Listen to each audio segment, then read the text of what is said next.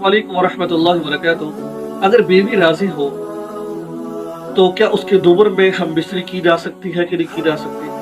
बल्कि एक बंदा तो मुझे ये कहता है कि बीवी मुझे मजबूर करती है इस बात पर कि मेरे दुबर में हम बिस्तरी करो, क्योंकि बीवी की रजा है।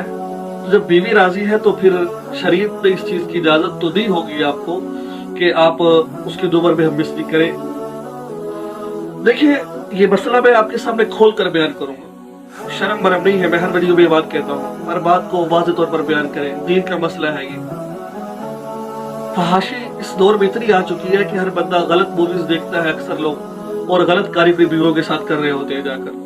किसी को कह रहे होते हैं मेरे नफ्स को मुंह में लो, किसी से कह रहे होते हैं कि जो दुबर में करते हैं। ये सारी गलीज तरीन चीजों देखने की वजह से, बदनजरी की वजूहात की बिना पर हम अक्सर लोग ये काम कर रहे होते हैं। देखें, दुबुर में करना, दुबुर का मतलब क्या है?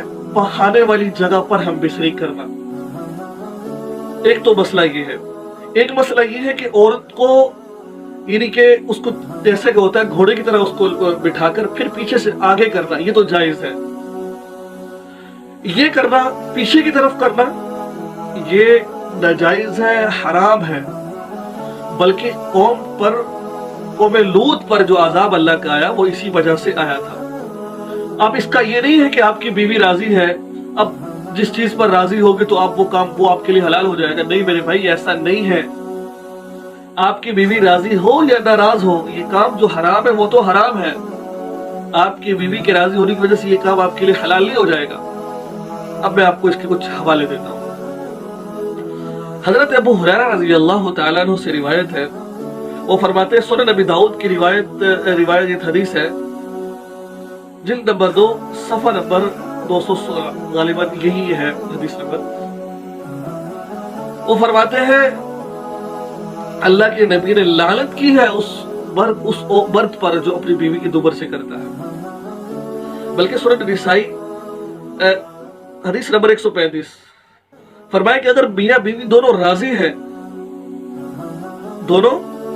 है इस बात पर करने पर कि दुबर में किया जाए, तो फिर दोनों ही अल्लाह की लानत के मुस्तहिक बन जाते हैं। दोनों पर अल्लाह की लानत बरस रही होती है। कुछ लोगों के ज़हन में ये बात होती है, निसाउकुम हर्सुल लकुम फातू हर्सकुम, औरत तुम्हारी खेती है, आगे से आओ पीछे से आओ, कोई इसमें हर्ज नहीं है। नहीं मेरे भाई, इसकी तखसीस की है। कुरान ने ये कहा ना कि निसाउकुम हर्सुल लकुम फातू हर्सकुम, आगे अल्लाह के नबी ने इसकी कर दिया कि ये काम, इसका मतलब ये नहीं कि पीछे से आओ। ये हदीसें बयान कर दी, सही हदीसें हैं ये, इसकी नफी कर दी, पीछे से नहीं आना, आगे से आना है, बच्चे वाली जगह से आना है, दुबुर से पखाने वाली जगह से नहीं आना।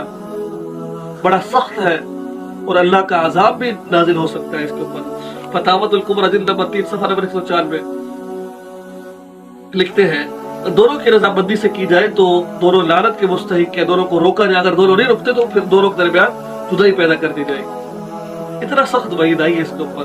तो मालूम हुआ अगर आपकी बीवी राजी भी है तो भी नहीं करना।